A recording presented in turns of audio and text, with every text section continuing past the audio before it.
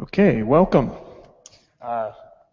Hopefully some of you enjoyed the previous session about general working in upstream communities and a lot of the etiquette things and so forth, because we'll build a little bit on that in this session.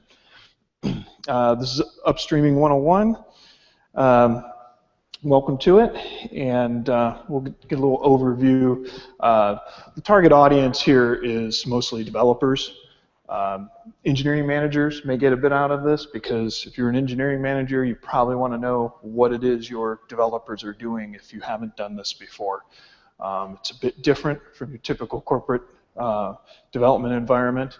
Our focus here is on Linux kernel upstreaming, and now just want to really point that out. The last session was really talking about a lot of the different communities you could possibly work in as you're working on your ARM ecosystem projects. Here I'm going to focus on the kernel community and the things that make it unique. We'll talk about what upstreaming is. There's a lot of misconceptions people have in companies sometimes, so we want to define it, and then we'll really get into the meat of how to do it, execution. That's really what this session is about. So prereqs, I expect you to be familiar with source code control techniques. In particular, we expect you to know Git terminology. So hopefully, if you're working with Linux on ARM, you're already using Git inside your company. If you're not, you better learn it real quick. It's fundamental to doing anything upstream. And then expect you to have some technical understanding of the kernel. That really helps. So what is upstreaming? Again, we're talking in a Linux kernel context. Upstream means to move software into the top-level Linux repository. And what that means, and is often a misconception within companies, this upstream, and this is the mainline Linux repository that Linus Torvalds owns. That's the only thing that we should ever call mainline.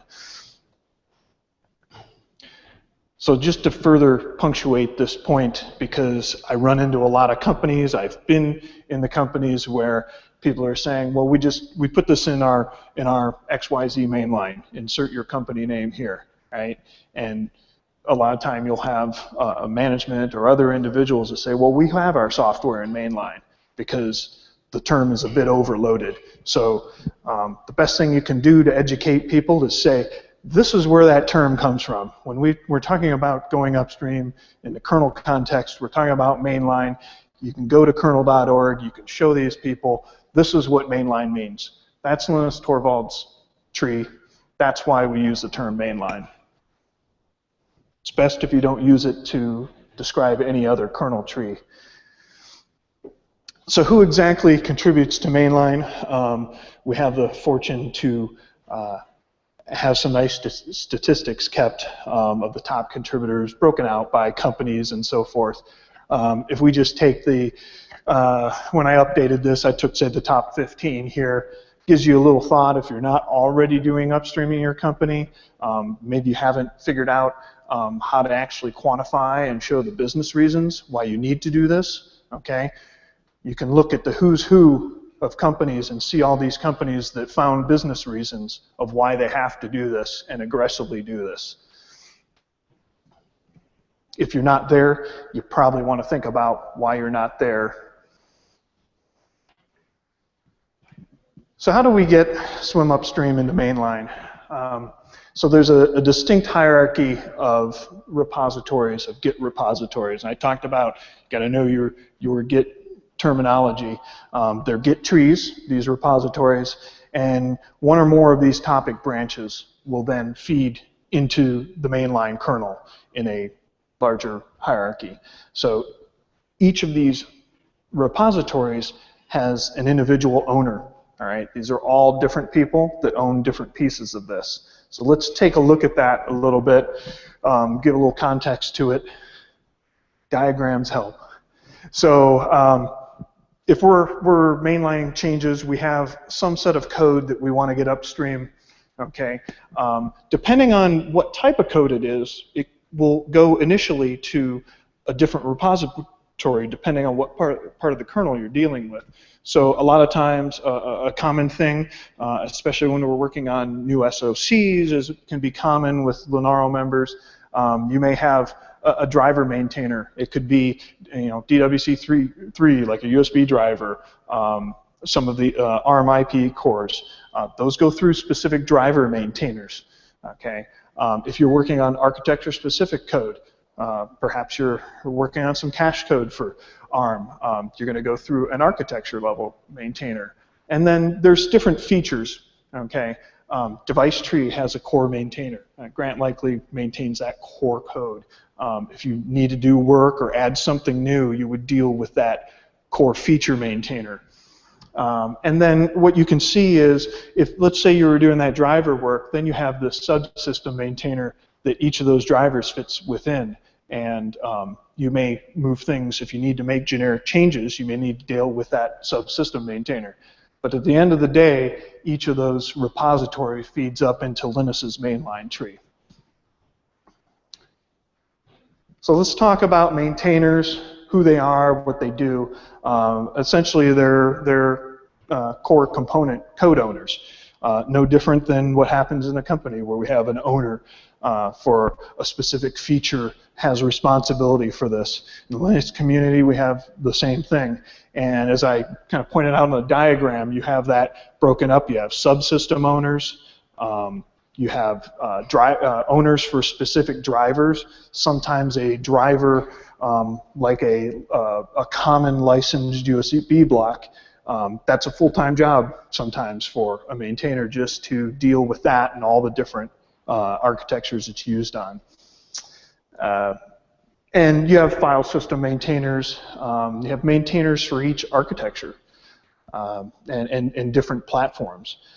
So there's a lot of maintainers active in the kernel. Each of them, they're saying, is responsible for a slice of this kernel tree. And really their core role is to be gatekeepers. They have to determine what the acceptance criteria is for their piece of the kernel. And so they are the end person who controls the acceptance of your patch into the kernel. It all starts with that first level maintainer. Quantify it a bit, right? I think this was 3.13 time frame was the last time I ran this. It's more by now. 912 different maintainers for different pieces of the kernel. It's a lot of people, right? It's very distributed. And so your first thing may be, well, gee, how do I figure out where to send my patches, right? So that information's there. The information's all in that maintainer's file. That's why I show how you get this information just by grepping it out for numbers of people. And what you can do is you can see, here's Russell King, who maintains the core ARM code, and you see there's a well-formatted entry here for him. So you've got the maintainer name, you've got a mailing list of which you want to send patches to. If there's a website that may have information about that area, maybe documentation on a subsystem, it can be there. And then a status, right? In this case, it's maintained. There are pieces of the kernel that are unmaintained, right? Maybe the maintainer has moved on, something like that, and they're orphaned, right? There's a number of different status situations. And then what's really important is this location in the kernel tree of what that person owns, right? So for Russell, it's all the core code in our charm. So that's how you find out who you want to deal with. The other thing that's really important when you're doing upstream, and it's very different from internal development, is merge windows. You need to think about what a merge window is, understand the timing of them, so you can understand the scheduling of having your code ready and when you want to submit it. So merge windows open every 10 weeks plus or minus 1 week, okay? Not very exact, but pretty close, pretty predictable. The merge window's open for 2 weeks, all right? That's very firm. There's been some exceptions, but you pretty much bank on that. But the important thing is that When you want to get something upstream, new functionality is only taken during the merge window, period. No other times. So every 10 weeks or so, you have a 2-week window at which things can be merged into Linus's tree. Okay. And what you can see here is just see that progression between the previous release. You've got that 2-week merge window, and then if you're familiar with release candidates, there's a stabilization process before that final release is made. And they typically go RC1 to maybe 7 or 8, and it just depends. That will vary. That's where that plus or minus a week comes if we go to an RC8 or so. So to further clarify, because this is really a difficult thing for people to get in their planning process, and if they're talking about maybe committing to their managers when they think they might be able to get something upstream, you really need to understand these merge windows. So because that merge window, that's the point where the maintainer, right, or the subsystem maintainer can send pull requests to Linus. We'll talk about pull requests a little bit later, but because that 2 weeks, that means that you can't post your code right before that merge window or during it. You need to have it accepted by that maintainer and in its tree by say RC6, RC7 at the latest, preferably earlier. So you have to be doing all your work ahead of that. So you need to think about these merge windows when your development happens. You need to expect review time and everything. So after RC7, most maintainers are only accepting fixes against the things that they have queued to go to Linus for the next merge window.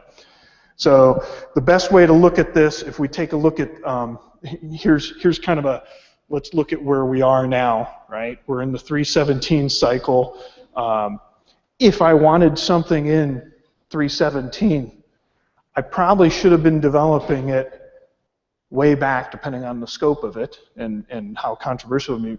You probably wanted to be developing it way back in the 316 cycle and having it posted for review and so forth, because you need people to pick it up well before RC6 and 7, which are coming up, right, on the 317 cycle.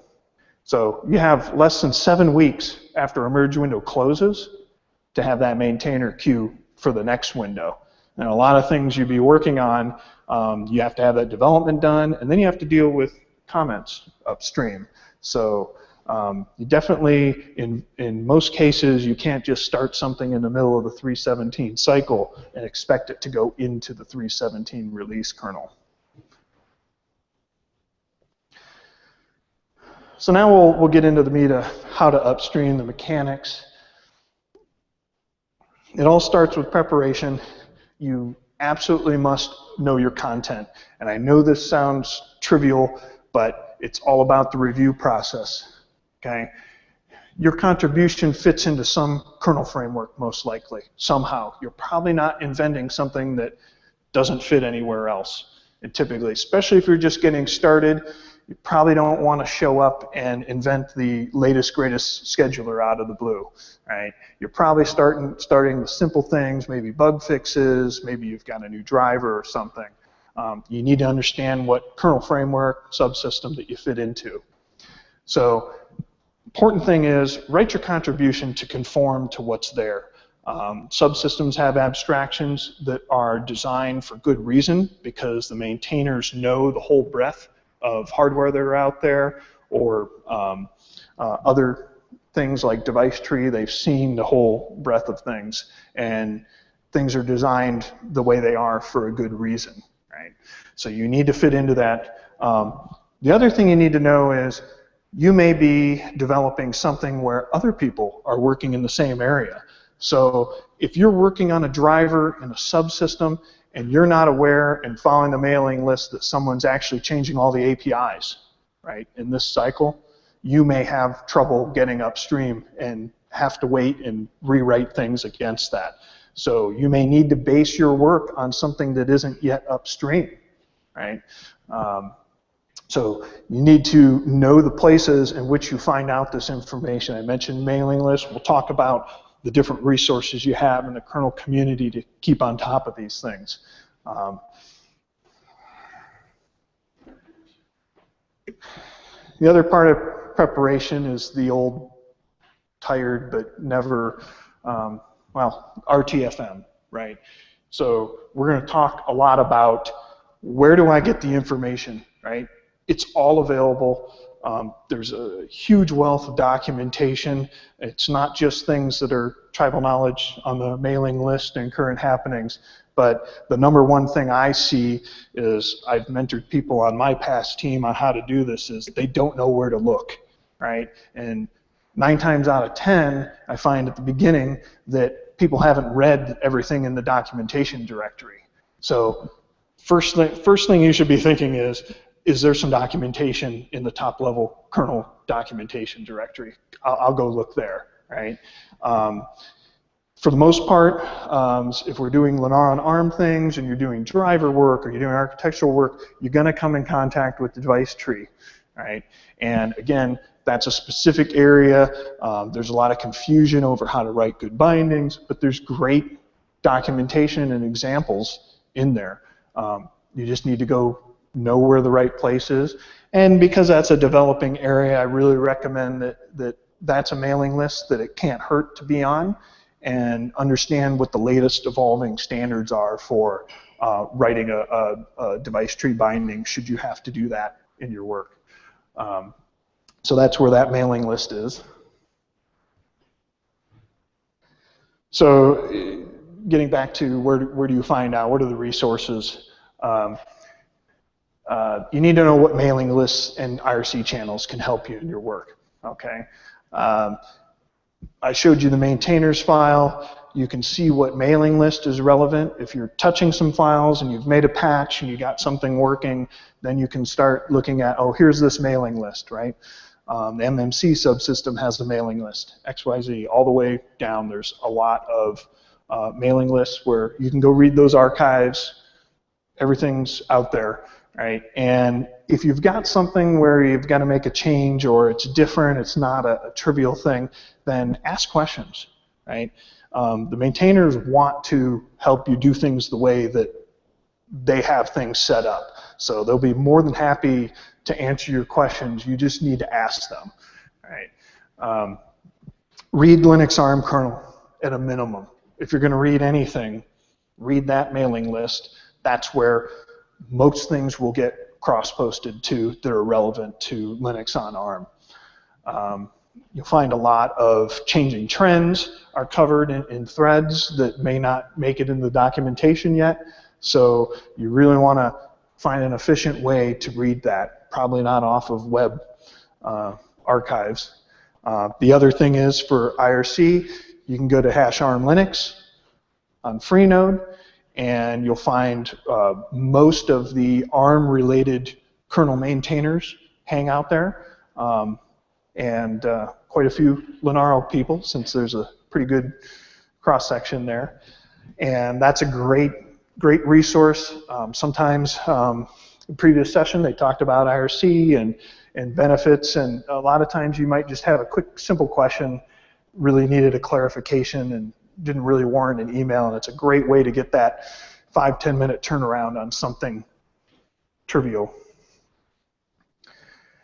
So creating patches. We talked a lot about our preparation. Creating patches, again, we're going to go back to the documentation. Read and understand in the documentation directory. It's a whole slew of things here. They're well reviewed by thousands of people. Submitting patches, submit checklist, and then in the device tree area, they have ABI.txt and actually a special device tree how to submit patches thing. Those are all very useful. Read those and understand those. They have most of the answers. Back to my thing about use Git, right? The Linux kernel is maintaining Git. The distinctive distributed nature of the repositories, it's all done in Git. You need to use Git. If your company uses something else internally, you need to move away from that and use Git to efficiently work upstream. That's how it's done. That's how all the tools are wrapped around Git that you'll need to use. So when we post something, and this is covered in this submitting patches and checklist, but just to give you a flavor of it, you may already be looking at mailing lists and you see things like this. If you have a set of patches that implement a certain feature, you're to split your patches up, you end up seeing subject lines like this, patch 01/11, right? That's patch 1 out of a set of 11 that are all related, right? And then you'll see a well-formed, it's again covered in the documentation, the subsystem that the patch is touching, and then a summary phrase, which is the piece that describes it, and it lives along with it and is there in the commit for all time. And that is a well-formed thing. You get trained to seeing, oh, this subsystem, okay, that's touching MMC stuff and that. And so you get trained to see that and notice that when you get used to this format. There's other things covered in the documentation, like as you're going through the review cycle, you're going to get comments. You need to send out a new version of the series. So you're going to bump the version so everybody can see, oh, this is a new version of that patch. The subsystem and summary phrase stay the same, right? But, oh, I'm in version 3 now, okay. Somebody can come review that and see that it's kind of far along in the comments. And finally, things, maybe you've created something, you're not quite sure it's the way to do it, but you want to get some comments back. And so putting RFC, or request for comment, in the patch posting tag says to reviewers, I'm not asking you to accept this in the kernel, I'm just asking you for comments so I can decide how you guys want it done. So that's some examples. You may have seen some of those. A very important thing here, and it's kind of related to those subject lines, is when you're creating these patches, you need to take the time to create a quality commit log message. When you commit and you put the message, you need to explain why that patch is needed. Okay, you need to say what it implements, right? There's a why, there's a what it implements, and then how you actually implemented it, right? So it may not be obvious of why you did something or how you did something in a patch, and you need to describe that in human readable text. So this fabricated example, that covers what it is and how it is for, say, a bug fix, right? The conditional in food did not handle case bar and broke platform BAS. That tells me why the patch was needed, right? And then what it implements, add an additional conditional and error path to food to handle bar, tells me, right, what it does and how it does it, okay? That tells the maintainer, okay, this is why it's needed, it breaks platform, as much detail as you can get, and what was done. All right, that helps them in their review process. The more you can describe things, preferably in a concise fashion, but the details are important. The maintainers need to understand that you understand what you're writing, right? And it helps them, it saves them time. But each commit must have a well-formed commit log. That's one of the big reasons for rejecting or requiring an update on the second cycle is that patch v2, the first thing someone's going to say is you need to describe what this patch does. So and before we go on, I mean the reason for that is that when your patch makes it into mainline, when somebody comes back and looks at it 2 years later, that commit log tells them why this thing was in there and why they shouldn't remove it, right, if it broke something or fixed something subtle. Things aren't very obvious 2 years down the road, so that's why the kernel community demands that you have a good commit message. Going further on why you use Git, the Git tools, you're going to create your patches with Git format patch. If you're doing a multi-part series, there's a nice option for a cover letter. It's good etiquette to put a cover letter on a multi-part series where the cover letter actually describes what the whole series does. Because the patches individually, it may not be completely obvious what the logical grouping adds up to. And the cover letter gives you a chance to tell reviewers, here's what this 11-part series does, add support for this driver, you know, and in that series you may be doing things like updating an API in a subsystem plus add the driver. So it's a place to give that flavor of that. That does not go upstream, but it does aid in maintainers and other reviewers being able to quickly review and understand the bigger picture of why you're doing something. In the kernel tree, you have a scripts check patch. A lot of people have that integrated in their internal process already that I run into. You want to use that before you submit anything. Further, there's a tool called Get Maintainer. It's just a guideline tool. It requires human processing after you get the output from it. It can be overly verbose about the output. But what it does is it's simply a Perl script that parses that maintainers file based on your patches, finds out which maintainers you should be emailing. Okay, it will tell you what lists, so it uses the fact that we have those well-formed maintainer entries to make that easy for you. It may generate, it also goes into commit logs and shows people that have touched a file or something within that directory recently that have commits. And it may not be necessary to CC those, and that's why I say you need to parse and use good judgment on what you use out of that output, but it's a real help. And then when you post, right, we've created our patches. There's a lot of different ways to do this. I've advised my former team of just put the actual maintainers that you want to actually take action on the 2-line, mailing lists on the CC to catch other reviewers and other interested parties on the CC. Maybe there's somebody you're collaborating with that's interested in this patch you want them to see. So pretty good general email etiquette. People that you want to take action on the 2-line and everybody else on the CC. Use get send email. Again, we keep saying use get, right? All these tools are there because they've developed out of the need to have an efficient process. Get send email does a nice job with what you formatted patch, or you can use the built-in generate it and send it in one shot out of your Git tree. And then you're just getting started. Most people think, all right, you know, I posted the patch, I am done, right? I hit some milestone, I told my manager, I've got it heading upstream. But you've only just started, right? This is where you expect comments, and expect a lot of them. So the first thing that's going to happen is you're all excited, you posted your patch, and then you hear nothing. And then you wait a little bit longer and you hear nothing, right? And it seems like a long time. And this week, the etiquette of a week seems like a long time when you just put your heart and soul into this software that you've written. But wait 1 week, resend if no response. But go back to what we talked about with the merge windows. Don't expect a response in the middle of a merge window. Maintainers are very busy.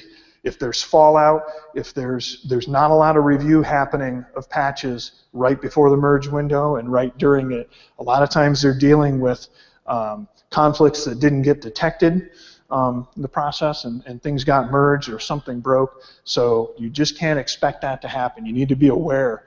You know, be aware too that maintainers are just a bunch of people, right? They go on travel, they go on holiday. You just need to be aware. So one of the nice things is we go back to our IRC suggestion, say, hey, has anybody seen Mark Brown around, right? And they'll say, oh, he's on holiday, you know. So if he's lucky. And then once you get engaged, you're going to deal with tough questions. So we go back, there's a rhyme and reason of why I said know your content. This is where you need to know your content. If you're trying to upstream a patch that you didn't write and you don't intimately know why something was implemented a certain way, you pretty much guaranteed that some reviewer is going to ask you, why did you implement it that way? And you won't know. And if you can't explain why you did that, you've got a problem. You're not getting it upstream. So if you're picking up some other code, you better learn it intimately, know why it's done that way, what the purpose, what you're trying to solve, okay? And if you wrote it yourself, I sure hope you understood it in the first place, right, and know that. So the other thing is, and every maintainer will disagree with this, but they're not always correct. If you're doing something for good reason and you know your hardware, and there are things where the maintainer hasn't seen this type of thing before, right? Be strong in your convictions, right? Don't just turn around. If you're sure that there's a good reason for this or you've got something different, you need to let them know. They want to know, right? They want to make their framework or whatever, you know, better and more robust. Most importantly, and you know, sometimes it can be a cultural problem, sometimes it could be people aren't sure. Ask questions. If you're not sure how to do something, you know, you can post an RFC. You can ask the maintainer, well, what do you recommend? Or what do you mean by this comment, right? It's not always clear, right? We sometimes need clarification. More mechanics. I was so happy to hear Mutt mentioned in the last session.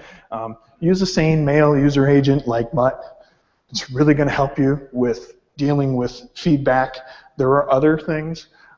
There's advice in the kernel documentation, again, documentation, on how to configure email clients to actually work sanely, wrapping at 72 columns, right? The requirement for the etiquette on LKML and other kernel-related mailing lists. There's some great advice in there on how to take all your other mail clients, Thunderbird and things like that, and have them kind of cooperate. And last thing, and there's just no need to even spend much time on this. It's very overblown. One of the big things, people worry about getting flamed their first time. There's a lot of talk in tech media about flame wars in the kernel, and people hear about this. It's this general misconception, urban thing. New people don't get flamed, right? It's generally been the experienced people who are maintainers that should know better. Linus will flame somebody occasionally. You don't need to worry about that. You're following these kind of practices, good etiquette, you're new. People actually want to help out. You know, they'll help you if you make mistakes on formatting something and just make a comment and go on, right? So when you're getting this feedback, it's really important to be responsive. One of the major problems in upstreaming is that somebody will post and disappear for 2 months. They'll get comments, and you lose a maintainer interest. And after you do that a few times, they notice that you kind of drive by, post the thing, and disappear, and they pay less attention, right? This person is not really addressing the comments and is not really committed to this. So you get a general human interaction in there of, if you get some comments, you want to get them, come to conclusion whether you need clarification on it, you're not sure how to do, you want to engage that maintainer, get to exactly what they want to see as fast as you can, okay? While you've got them engaged, they're busy people.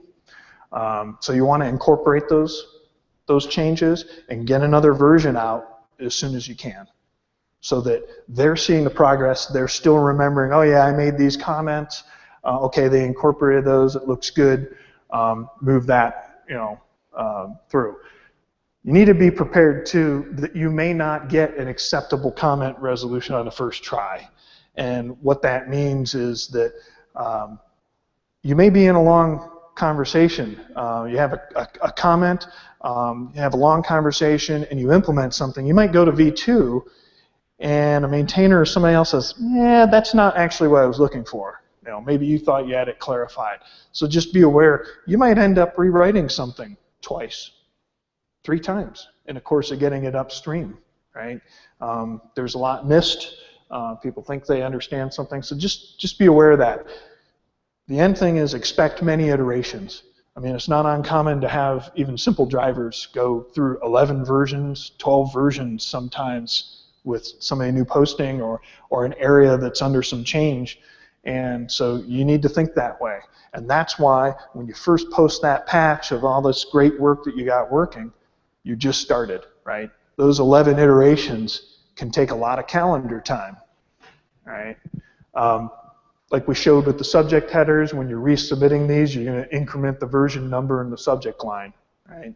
And the Git tools, the wrapper, and everything, and format patch help you do that. It's all semi-automated. So let's say we finally got through all these revisions and we got accepted. You know, now what happens, right? We saw the hierarchy, the maintainers.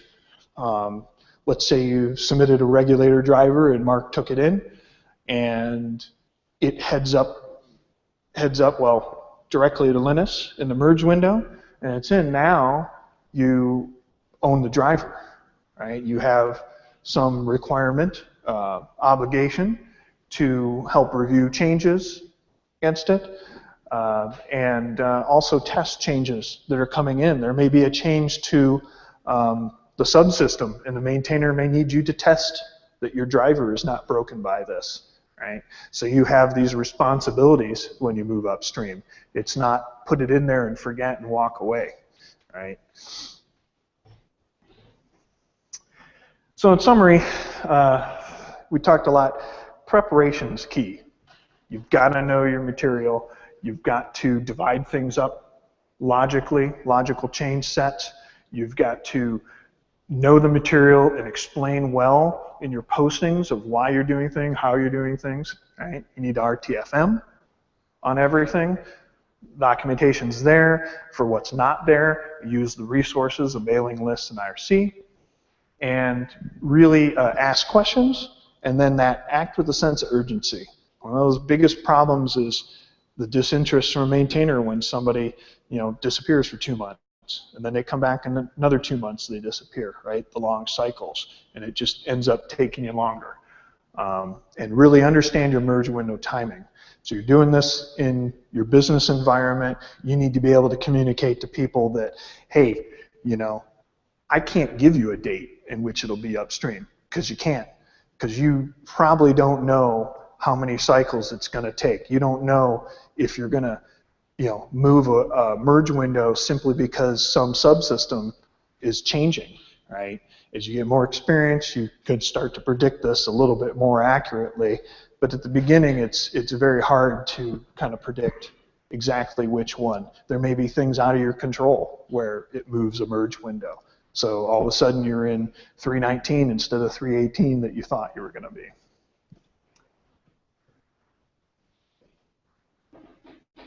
Here's a backup slide with like this one. Common question. No, none of those trees that you hear about are upstream. A lot of people say upstream. I talked about mainline, the misconception. A lot of companies think because they're basing their product off of these trees, okay? Clarify what's there. Those are not upstream, right? Just like another example would be AOSP, the kernels in AOSP, not upstream, right? Again, Linus Torvalds tree is upstream. These are all downstream trees, the kernel.